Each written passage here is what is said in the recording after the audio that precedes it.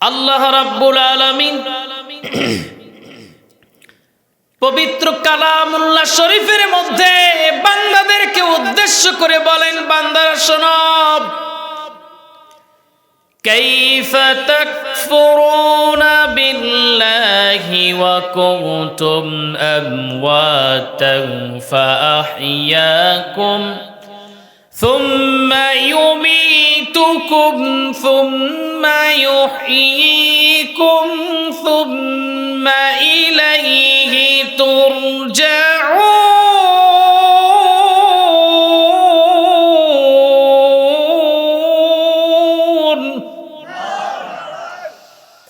সূরা বাকারার 28 নম্বর এই আয়াতটার মধ্যে আল্লাহ রাব্বুল আলামিন বান্দাদেরকে ডেকে বলেন, শোনো গোলামেরা শোনো, তোমরা কেমন করে আমি আল্লাহরে অস্বীকার করো। এখন আপনারা এখানে যারা আছেন সবাই মনে করবেন, হুজুর কই আমরা তো আল্লাহরে অস্বীকার করি নাই। কিন্তু হ্যাঁ, মুসলমানের ঘরে জন্ম নেওয়ার পর অনেক মানুষই আছে, আপনাদের মাঝেই আছে এমন কিছু মানুষ যারা মৌখিকভাবে স্বীকৃতি দেয় আল্লাহ বলতে একজন আছে, কিন্তু অন্তরের স্বীকৃতি দেয় না, বরঞ্চ তাদের টান হলো মূর্তি পূজার দিকে, ঠিক কিনা? এমন মানুষ আছে না? আমার ভাইয়ের, আমার বন্ধুগণ, আল্লাহ পাক বলছেন শোনো, সুন্দর করে বলছেন, কুল আরাআইতুম মা তাদউনা মিন দুনিল্লাহি আরুনি মাযা খালাকু মিনাল আরদ আম লাহুম শিরকুন ফিস সামাওয়াত। আল্লাহ পাক ডেকে বলছেন, তোমরা রব হিসাবে, প্রতিপালক হিসাবে যাদেরকে গ্রহণ করে নিয়েছো, তাদের এই আসমান এই জমিন তৈরি করার ক্ষেত্রে, বানানোর ক্ষেত্রে তাদের কি কোনো অবদান আছে নাকি? আল্লাহ পাক এবার ডেকে বলছেন, এরা হলো সবচেয়ে বিভ্রান্তিকর লোক, এরা ভুলের মধ্যে রয়ে গেছে। ومن أضل ممن يدعو من دون الله من لا يستجيب له إلى يوم القيامة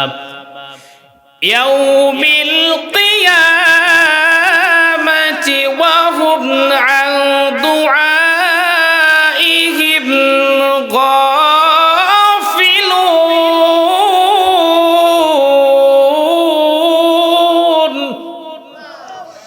আল্লাহ পাক ডেকে বলছেন, তাদের চেয়ে বিভ্রান্তিকর লোক কে আছে, পথভ্রষ্ট লোক আর কে আছে, যে রব হিসাবে আল্লাহর মেনে নেয় নাই, বরঞ্চ এমন মূর্তিকে যার প্রাণ নাই তাকে রব হিসাবে, খোদা হিসাবে তাকে মেনে নিয়েছে।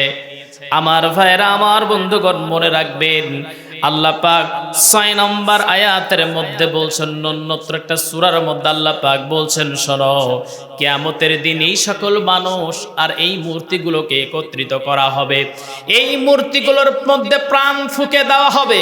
দুনিয়াতে কিন্তু মূর্তির মধ্যে কি প্রাণ থাকে? থাকে না।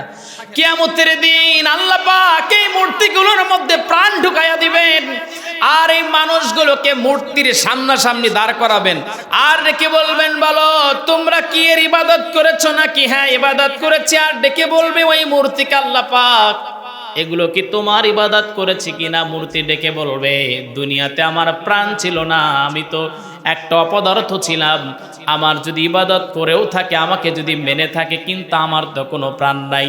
তার মানে ওই দিন অস্বীকার করবে। আমার ভাইয়ের, আমার বন্ধুগণ, তার মানে হলো দুনিয়াতে সবচেয়ে লাভজনক বিষয়টা হলো একজনকে রব হিসেবে মানতে হবে। সবাই জবান খুলে বলেন, তিনি কে? আর একটু জোরে বলেন, তিনি কে? এখন আপনি যদি বলেন আমি রব হিসাবে আল্লাহর মেনে নিয়েছি, তাহলে তো আরো বড় বিপদ, আরো বড় বিপদ না? বিপদ। যদি আপনি রব হিসাবে আল্লাহরে মেনে নেন, তাহলে আপনার দায়িত্ব থাকবে আল্লাহর জমিনে আল্লাহর আইনই চলবে। সুবহানাল্লাহ বলতে পারেন নাই? আল্লাহর জমিনটা কার? আমার কথা, জমিনটা কার? তাহলে আইন চলবে কার? রব শব্দের 4টা শাব্দিক অর্থ আমি পেয়েছি। রব শব্দের অর্থ হলো সৃষ্টিকর্তা, 2 নাম্বার হলো তিনি লালন পালন কর্তা, 3 নাম্বার তিনি আমাদের মালিক, আর 4 নাম্বার হলো তিনি আমাদের আইনদাতা। তার মানে আল্লাহর জাইন, আল্লাহর জমিন, আল্লাহর আকাশ। তাহলে আইন চলবে কার? আল্লাহ। এই কথা বলতে গেলে বলে হুজুর রাজনীতি করেন কেন? আমি কি বাপ দাদা থেকে বানায় নিয়ে আসি নাকি? এই যে কয়েকটা খুঁটির সমষ্টিগতভাবে এই আপনার সামিয়ানাটা হয়েছে, এখন বলেন একটা খুঁটি দিয়ে সম্ভব? এই যে রব শব্দের যে শাব্দিক অর্থগুলো বললাম সব মিলে হলো রব। আমার ভাইরা, আমার বন্ধুগণ শোনেন, আল্লাহ পাক বলছেন এই পৃথিবীটাকে তোমাদের জন্য বাসস্থানের ব্যবস্থা আমি আল্লাহ পাক করে দিয়েছি, সব তোমাদের জন্য করেছি। পৃথিবীর মধ্যে হুয়াল্লাযী খালাকা লাকুম মা ফিল আরদি জামিআ সুম্মা ইসতাওয়া ইলাস সামাই ফাসাওয়াহুন্না সাবআ সামাওয়াত ওয়া হুয়া বিকুল্লি শাইইন আলীম।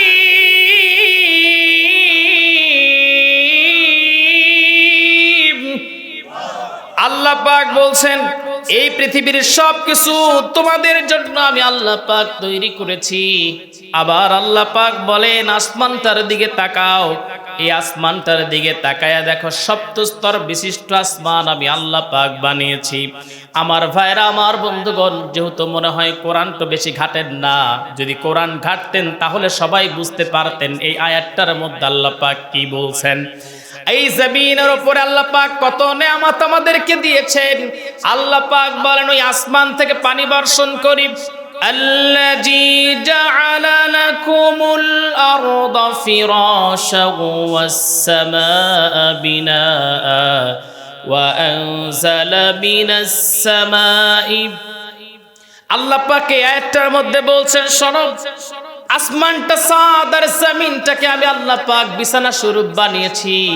ওই আসমান থেকে পানি বর্ষণ করে আমি আল্লাহ রাব্বুল আলামিন এই জমিনের ভিতরে তোমাদের জন্য খাবার উৎপন্ন করি। জোরে কোন সুবহানাল্লাহ। আসমানটা হলো ওয়াস সামাআ বিনা ওয়া আনজালা মিনাস সামাই ফাআখরাজা। এই জায়গায় আল্লাহ পাক ফাখরাজা বলতে আল্লাহ পাক বুঝাচ্ছেন এই জায়গা থেকে, এই মাটি থেকে তোমাদের জন্য খাবার পৃথিবীর কেউ বানায় নাই, একমাত্র আমি আল্লাহ পাকই বানিয়েছি। সুবহানাল্লাহ বলতে পারেন না? আমার ভাইরা, আমার বন্ধুগণ, তাহলে এই জমিনের মধ্য থেকে আল্লাহ পাক আমার আপনার জন্য খাবার উৎপন্ন করেন ওই আসমান থেকে পানি বর্ষণ করে। এইবার আল্লাহ পাক বলছেন শোনো ও আমার বান্দারা শোনো, ফালইয়ানজুরিল ইনসানু ইলা তুআমিহি আন্না সাবাবনাল মাআ সাব্বা। আল্লাহ পাক বলছেন শোনো, মানুষ তার খাবারের দিকে একটু লক্ষ্য করুক। কথাটা বুঝতে পারতেছেন? আল্লাহ পাক বলছেন মানুষ তার খাবারের প্রতি একটু লক্ষ্য করুক। আমি আসমান থেকে প্রচুর পানি বর্ষণ করি। সুম্মা শাকাকনাল আরদা শাক্কা, এরপর এই ভূমিটাকে আমি আল্লাহ রাব্বুল আলামিন নরম করে দেই। সুবহানাল্লাহ বলতে পারেন নাই? এরপর ফাআমবাতনা ফিহা হাব্বা ওয়া ইনাবা ওয়া কদবা, আমি আল্লাহ রাব্বুল আলামিন এই জায়গা থেকে শস্য, এরপর আঙ্গুর, শাক, সবজি সব উৎপন্ন করি। সুবহানাল্লাহ বলতে পারেন নাই? একদমই স্পষ্ট কথা। আমার ভাইরা, আমার বন্ধুগণ, এইবার শোনেন আল্লাহ পাক বলেন গোলামেরা শোনো, এত নেয়ামত দিয়ে তোমাদেরকে আমি পরিপূর্ণ করে দিলাম, কিন্তু এই দুনিয়ার জীবন থেকে যখন তোমাদের হায়াত নামক দৌলতটা যেদিন কেটে যাবে, সেই দিন বান্দারা আমার সম্মুখীন তোমাদেরকে হতে হবে। আমার ভাইরা, আমার বন্ধুগণ, কিয়ামতের দিন আল্লাহর সামনে আমাকে আপনাকে দাঁড় করানো হবে। যখন সিংহায় ফুৎকার দিবে, সবাই যখন আল্লাহর সম্মুখীন হয়ে যাব, আমি সংক্ষেপে বলছি, ওই দিন বনি আদমকে 5টা প্রশ্নের অ্যানসার দিতে হবে। নবীজি সাল্লাল্লাহু আলাইহি ওয়াসাল্লাম বলেন কোন আল্লাহর গোলাম ওই দিন 5টা প্রশ্নের অ্যানসার দেওয়া ব্যতীত একটা পা তুলতে পারবে না। لا تزول قدم بني آدم حتى يسأل عن 5 عن عمره فيما أفناه। প্রথম নাম্বার প্রশ্ন, আল্লাহ পাক বান্দারে ডেকে বলবেন, বলো তুমি তোমার জীবনটা কোন রাস্তায় পরিচালিত করেছো? আমার ভাইরা, আমার বন্ধুগণ, খালি বিপদ না? খালি বিপদ, তাই না? আচ্ছা, বিপদ না, বিপদের কিছুই নাই। আল্লাহ রাব্বুল আলামিন ওই দিন ডেকে বলবেন, গোলামেরা শোনো, যদি আমার সামনে আল্লাহ পাক দাঁড়ান আর দাঁড়ায় বলে, রুহুল আমিন সাব্বির শোনো, তুমি তোমার জীবনটাকে কোন রাস্তায় পরিচালিত করেছো, কোন রাস্তায় তুমি দুনিয়ার উপরে চলেছো? আমার ভাইরা, আমার বন্ধুগণ, ওই দিন আল্লাহর সামনে দাঁড়ায় হিসাব দেওয়ার মতো যোগ্যতা আমার নাই, আপনারও থাকবে না। কিন্তু অ্যানসার দেওয়া ব্যতীত কিন্তু আপনি পা উঠাতে পারবেন না। এখন যদি আপনি বলেন কিয়ামতের দিন যে ডেকে যখন বলা হবে তুমি তোমার জীবনটাকে কোন রাস্তায় পরিচালিত করেছো, অন্যত্র আয়াতের মধ্যে আল্লাহ পাক ডেকে বলছেন, ইয়াউমা নাদউ কুল্লা উনাসিম বিইমামিহিম, ওই দিন ডাকা হবে বান্দাকে তার নেতার সাথে। সুবহানাল্লাহ বলতে পারেন না? আমার কথাগুলো কি বুঝতে পারতেছেন না? কষ্ট হচ্ছে না? ঘুমাচ্ছেন? কিয়ামতের দিন এই প্রশ্ন যখন করা হবে, তারপরে ডাকা হবে কার সাথে বলেন তো? নেতার সাথে। কার সাথে? নেতার সাথে। এখন দেখেন, নেতা বলতে আপনি দুনিয়াতে কোন নেতাকে ফলো করেছেন? দুনিয়াতে আপনি কোন নেতাকে ফলো করেছেন? আতিউল্লাহ ওয়া আতিউর রাসূল ওয়া উলিল আমরি মিনকুম, আল্লাহ এবং তার রাসূলকে অনুসরণ করতে হবে, অনুকরণ করতে হবে। নেতা যদি হয় একজনই নেতা, তিনি হলেন আর কেউ নন। দুনিয়াতে একজনই তো নেতা, তিনি হলেন শ্রেষ্ঠ নবী মুহাম্মাদুর রাসূলুল্লাহ। जो नामे मुस्तफा चूमे नहीं दुखती कभी आँखें, जो नामे मुस्तफा चूमे नहीं दुखती कभी आँखें, पहन ले प्यार जो उनका सिफन मैला नहीं होता, मोहम्मद के गुलामों का कफन मैला नहीं होता। সবাই বলে আল্লাহু আকবার। নেতা বলতে আমি তো বুঝি একজনকে দিয়ে, অন্য কেউ নন, আমার আপনার নবী, বিশ্ব নবী মুহাম্মাদুর রাসূলুল্লাহ। কোরআন আল কারীম অ্যানসার দিয়ে বলছেন, এরপরে যাকে তুমি মানবা, ওয়া উলিল আমরি মিনকুম, আমিরদেরকে অনুসরণ করবা। তার মানে হলো নবীজিকে নেতা মানার পর নবীজি যেমন করে রাস্তায় চলেছেন, যেমন করে নবীজি রাষ্ট্র পরিচালিত করেছেন, তেমন করে নিজের জীবনকে, তেমন করে নিজের দেশকে, তেমন করে মসজিদকে, তেমন করে সমাজকে, তেমন করে রাষ্ট্রকে যে ঢেলে সাজাতে চায়, সেই মানুষটাকেও আপনি নেতা বানাবেন। তাহলে বুঝতে পারা গেল, যদি এমন মানুষকে আপনি নেতা মানেন, তাহলে মূল নেতা হলো মুহাম্মাদুর রাসূলুল্লাহ।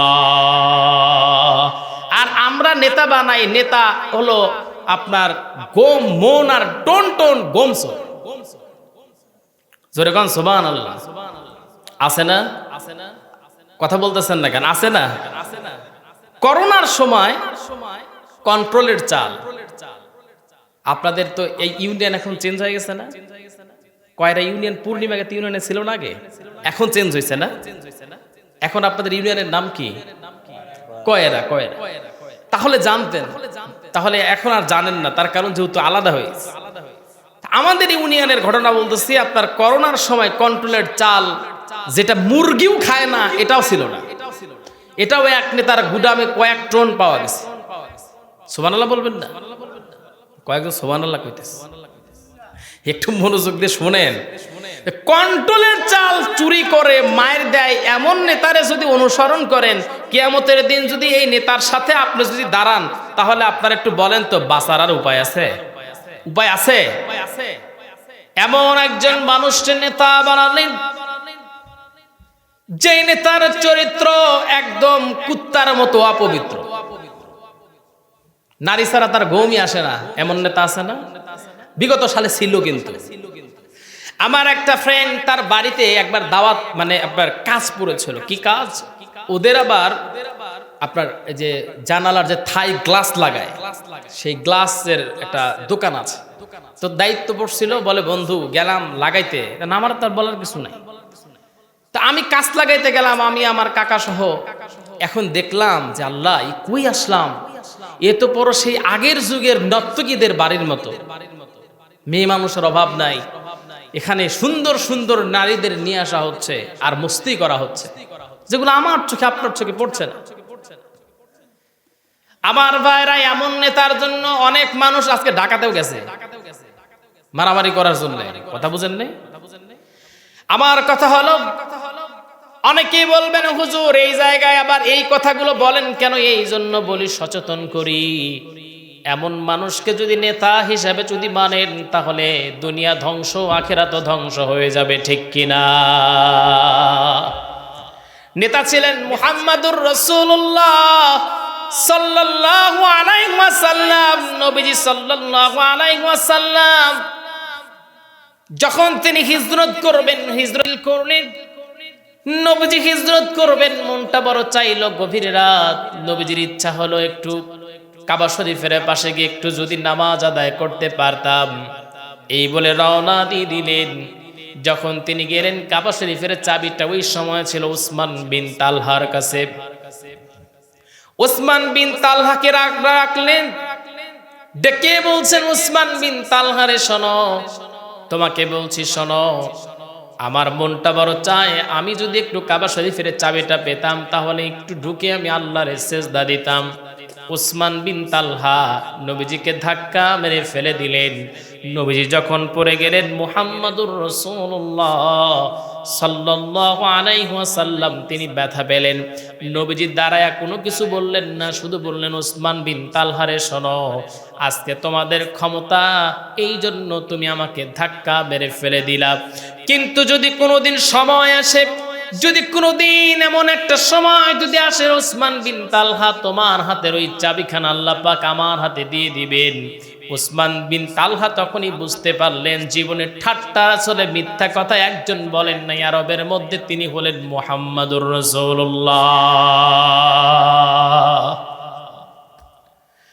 আমার ভাইরা, আমার বন্ধুগণ, উসমান বিন তালহা এইবার ডেকে বলেন, মুহাম্মদ শোনো, আমি কাবা শরীফের চাবি তোমার হাতে দিতে পারি, কিন্তু শর্ত হলো আবু জেহেল যেন না জানে। কারণ এই শয়তান যদি জেনে যায়, তাহলে আমাকে অত্যাচার করবে, তোমাকে অত্যাচার করবে। নবীজি চাবিখানা নিয়ে ঢুকে পড়লেন। নবীজি যখন ঢুকে পড়লেন, কাবা শরীফের ভিতরে 360টা মূর্তি ছিল। নবীজি ভেঙে ফেলবেন, কিন্তু আল্লাহ পাক জিবরিল আলাইহিস সালাতু ওয়াস সালামের মধ্য দিয়ে জানালেন, আল্লাহর হাবিব এই মুহূর্তে আপনি এই মূর্তিগুলোকে ভাঙবেন না, এই সময় নয়। নবী চলে গেলেন, হিজরত করলেন। হিজরত করার পর যখন মক্কা বিজয় হয়ে গেল, নবীজি সাল্লাল্লাহু আলাইহি ওয়াসাল্লাম প্রায় 10,000 সাহাবী নিয়ে, সৈন্য সামন্ত নিয়ে যখন মক্কা যখন বিজয় করলেন, নবীজি যখন আসলেন, নবীজির প্রথম টার্গেট ছিল, কেউ যদি কাবা শরীফের ভিতরে যদি লুকায়, কেউ যদি আবু সুফিয়ানের ঘরের ভিতরে লুকায়, কেউ যদি নিজ কক্ষে যদি অবস্থান করে, তাহলে তাকে আক্রমণ করবা না।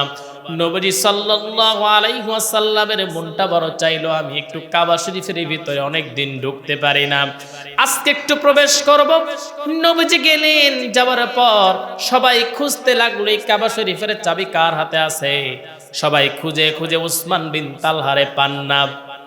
অতঃপর হযরত আলী রাদিয়াল্লাহু তাআলা আনহু দেখতে পেলেন উসমান বিন তালহা কাবা শরীফের উপরে তিনি পলায়ন করে আছেন। কারণ আজকে তার মন বলছে, যেহেতু মুহাম্মদ বিন আব্দুল্লাহকে ওই যে রাত্রে বেলায় ধাক্কা মেরে ফেলেছিলাম, নবীজি যেহেতু আজকে ক্ষমতায়, নবীজি মনে হয় আমাকে আঘাত করবে।